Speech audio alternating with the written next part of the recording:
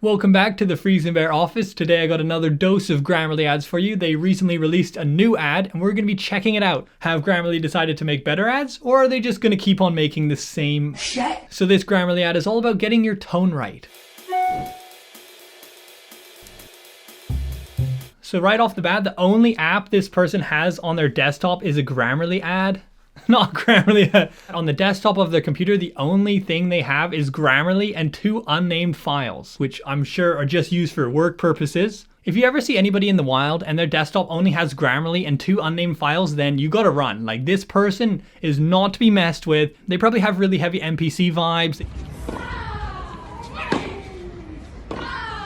They're the kind of person that goes to Burger King and enjoys their meal, you know, has fun paying taxes, you know, all that kind of stuff. You really don't want to be around this kind of person.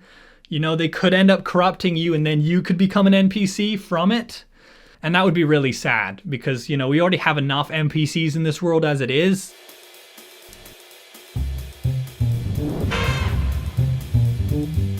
When the stakes are high at work, your tone matters. Since the whole point of this ad is about getting your tone right, I feel like the boss needed to get their tone right.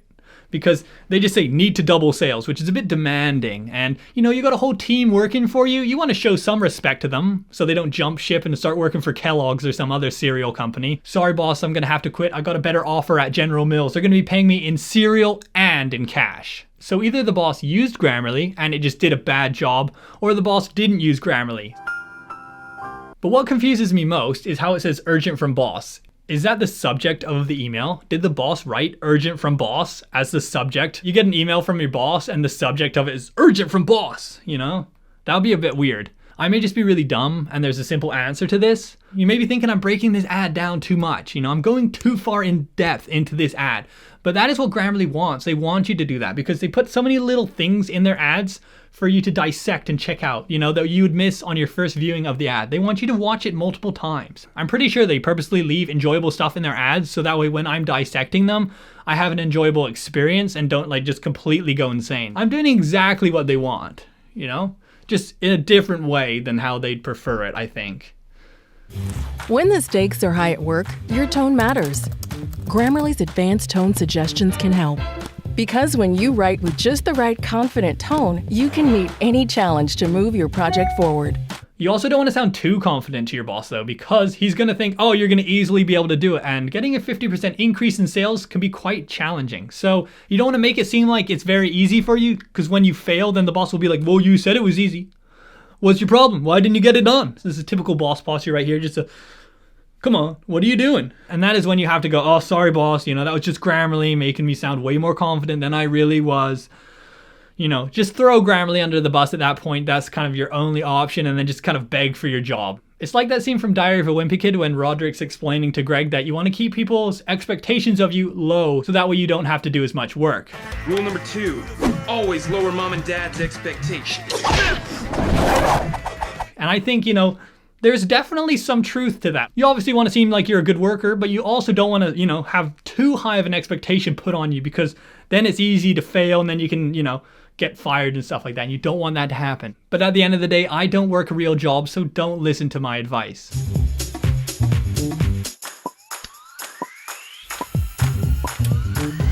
I'm honestly amazed she's able to get any work done. The team she's working with is terrible. Pay people to buy more?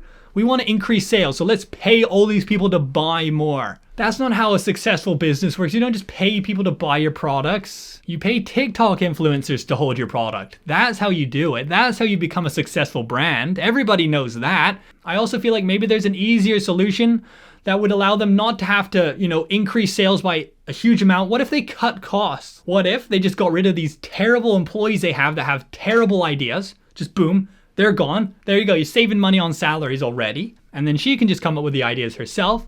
And then they can cancel their Grammarly premium subscriptions, which will save them a bunch more money as well, because they're no longer talking with the other employees because they fired them. There's no need for Grammarly because they're not communicating with other people. So they don't need to worry about their tone anymore. It's just that easy. Sometimes it isn't about increasing sales, it's about cutting costs, you know, and you just got to know the right time to do it. I think it'd be funny if one of the text message pop-ups said like, why don't you just cancel your Grammarly premium subscription? You know, that would save us some money. Grammarly's advanced tone suggestions can help you find just the right positive tone to close that important deal.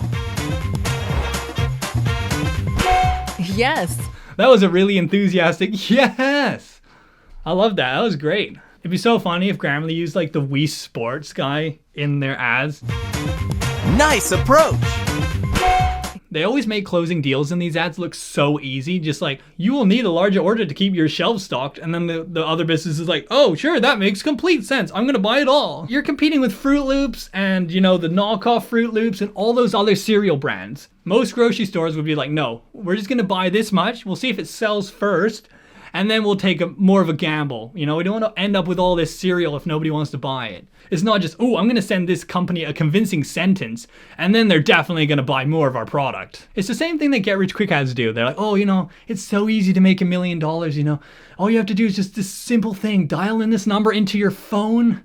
You're good. There you go. You've made $1 million. It's that easy. You know, with Grammarly, it's like, you want to become a CEO? All you have to do is send this perfect text message to your boss and he'll instantly quit. I will agree with them though, you know, you do want to sound confident when you are trying to pitch something to a company, because if you don't seem confident, then they're going to be like, oh, you don't even seem confident. So it is good to, you know, try. So, you know, what she's doing is the right thing, to try to see if you can get the company to buy more of your product. But they might not, is what I'm trying to say. It's not just that easy. So there we go. That was a new Grammarly ad that you're going to be bombarded with for the next week until they make another one. What did you think of it? Comment down below. I'm interested in hearing. This one wasn't that bad. I've seen a lot worse. Still could be better though, you know. In other Grammarly news, they're continuing their takeover of other YouTube ad spaces. I've started seeing them now at the end of Linus Tech Tip videos. Grammarly. Thanks to Grammarly for sponsoring this video. It's like a battle going on. They're just slowly approaching and taking over. Eventually, I'll be sponsored by Grammarly. I'm joking. I'm never going to be sponsored. They're never going to sponsor me. They're like, nah, this guy sucks. Which YouTuber will Grammarly claim next? You know, where are they going next? Who do they have their sights set on? I think it'd be funny if Grammarly sponsored like Cocomelon or something like that. That'd be really funny. They have this animated song that teaches the kid how to download Grammarly on their mom's iPad or something like that. Here you go, Grammarly. I made this for you. Download Grammarly from the App Store. Sign in with Apple to make an account. Add Grammarly keyboard to your device and allow full access to the keyboard.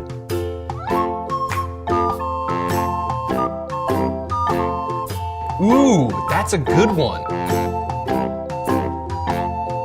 Switch your keyboard to Grammarly. Allow Grammarly to send notifications. Next, it's time to upgrade to premium. So go grab your mom's credit card and do that right now. So we're going to end the video here. If you did enjoy it, please give it a like and please subscribe. And if you haven't, check out some of my other videos I've made on Grammarly ads. You know, some of the older ones. Some of those classic Grammarly ads that you just can't get enough of. Some of your favorites.